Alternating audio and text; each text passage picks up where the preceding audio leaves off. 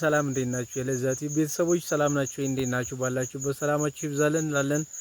ይህ ለዛቲቭ ነው። ለዛቲቭ እንግዲህ የተለያዩ ባህላዊ አዝናኝ ጨዋታዎችን ወደ እናንተ እያደረሰ ይገኛል። ለዛቲቭ እንግዲህ ባለፈው የለቀቁላችሁ የቦረና ባህል ጨዋታዎች በተከታታይ የለቀቁላችሁ ጨዋታዎች አሉ። እንዴት ነበረ? እንዴት አያችሁት? በደንብ ላይክ እያደረጋችሁልኝ አይደለም? ያደረጋችሁልኝ ያላችሁም ሰዎች አላችሁ። እጅግ አመሰግናለሁኝ ስለምታበረታቱኝ ነገር። ዛሬ ደግሞ በሌላ ቪዲዮ መተናል ማለት ነው። ሌላ ቪዲዮ በሌላ ተመሳሳይ የባህል ጨዋታ መተናል።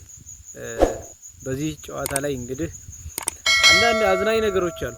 አዝናኝ በጣም የሚያዝናኑ ግጥሞች፣ የሚያዝናኑ የባህል ጨዋታ ጭፈራዎች ናቸውና ቪዲዮውን እስከ መጨረሻ ተመልከቱልኝ። እሺ፣ እስከ መጨረሻ ተመልከቱልኝ። ከሚያዝናኑኝ ግጥሞች መካከል ግን አንድ ሁለት ሶስቱን ጀባ ልበላችሁ እስኪ።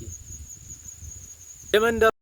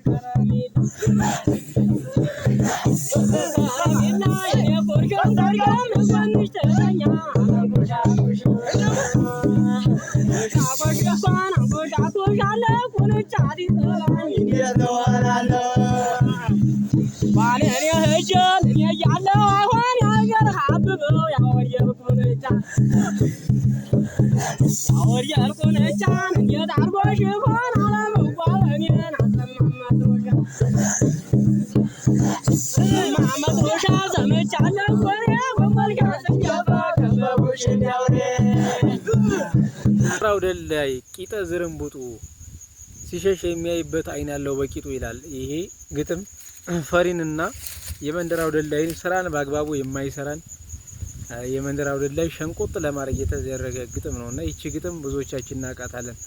በተለይ ሆታ ላይ እንለዋለና የሆታ ግጥም ነው።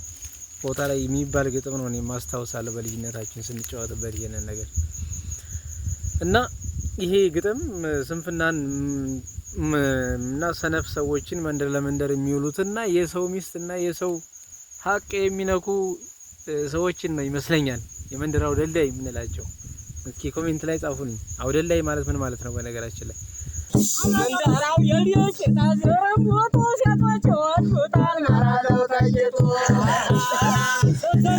መንደራው የልጆች ሪው ዘርታተያ ተመንደር አይወጣም እንግዲህ ያዘላይ እንጂ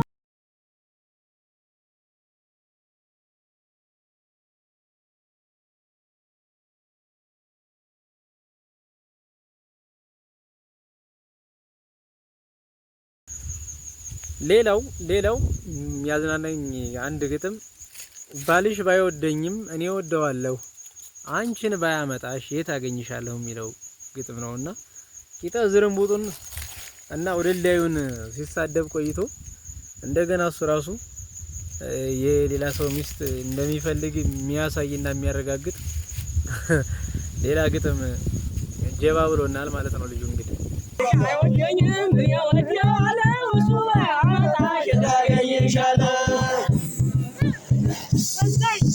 እንኳን የነ ዓለም እንደመና አረቄ ጠጥቶ ሲወጣ ተቤቱ ጠጥቶ ሲወጣ ተቤቱ የኔ ልጅ ትላለች እናቱ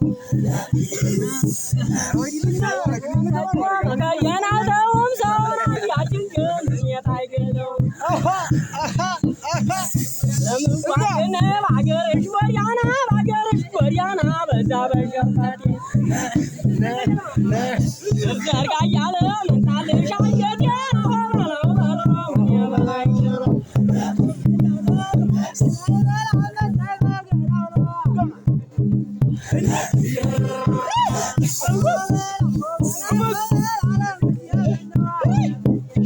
አንገት ላይ እያደረግህ